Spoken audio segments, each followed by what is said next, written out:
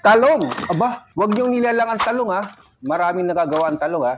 Tara na, tingnan natin to. Marami-rami rin ang nakuha ko. Ituturo ko sa inyo kung paano pasyerapin ang talong. Syerap yan. Talupan natin na magkabila. Yung side by side, yung sa gilid lang. Huwag natin talupan lahat. Sige, watch lang muna tayo dyan ha, habang tinatalupan ang talong ni Mr. Trip. At meron kasi magpapasya auto dito. Si Buchiki, Ari Kikiki, Buchichichak, Kuring Kong Kwela, Abuchiki, Kiri Kikik. Magbabarkada po yun sila. O ayan, na-shoutout ko na kayo ha. Ayan, tapos na natin talupan ang talong. Balik ulit tayo dito sa talong. Yun, mag-uumpisa na tayo. Ilalaga muna natin lahat yan. Hintayin muna natin na medyo lumambot, yung medyo malasado. Yun, medyo malapit-lapit na. Tignan nga natin kung okay na.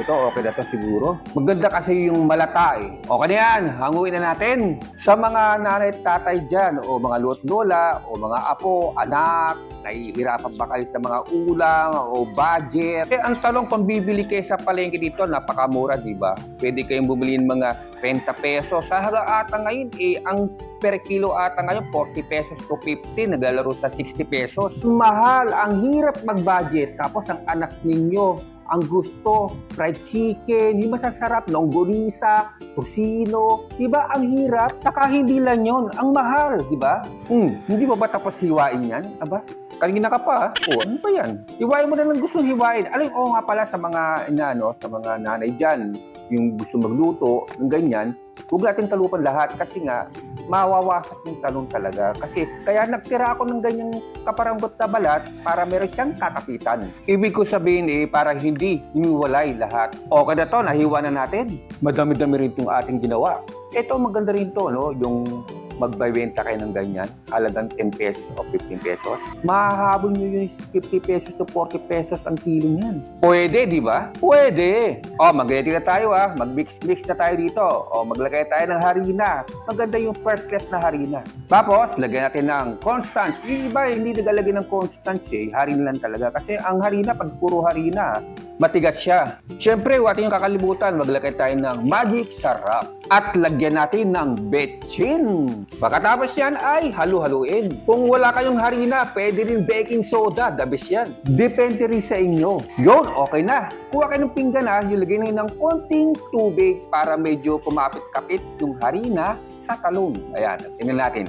Nako, pag nakita nyo yung ganitong luto, huwag nyo na kayong magpatumpik-tumpik pa. Bumili na agad kayo sa palengke na malapit ganyan sa inyo.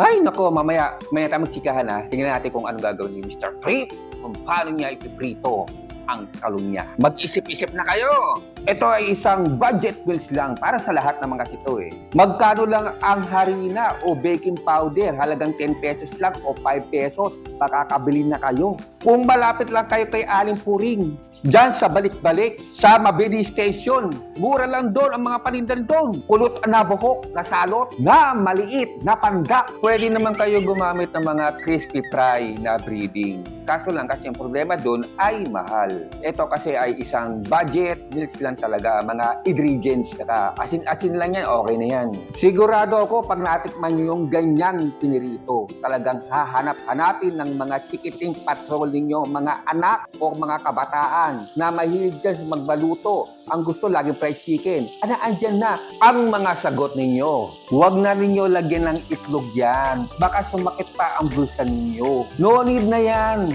Yan na yun Huwag na natin pahirapan mga sarili natin. Lahat kayo nagagawa ng paraan. Napapasarap. Okay na okay pa sa alright yan. Tsaka alam nyo ba mga katrip, kinaganda nito. Pwede kayo magbaon sa trabaho, baon sa eskwela, ulam sa tanghali. Kahit araw-araw na ulam to, talagang hindi kayo magsasawa. Kasi nga, napakarapsa. Nandiyan pa yung mga pare ninyo? Di ba? Pwede rin yan sa pulutan. Huwag na kayo magmanok. Baka tubuan pa kayo ng pakpak. Ayan, tapos na. Nahango na natin. Napakatalap naman. Talap.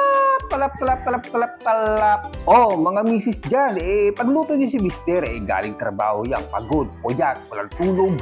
Kaya huwag niyong kakalimutan na araw-arawin si misis niyan. Or si mister, na kung sino na iyon sa bahay. Pagluto natin si misis niyan. Sigurado niyan, hanapin niya. Pag natikman niya yung talong na niluto mo.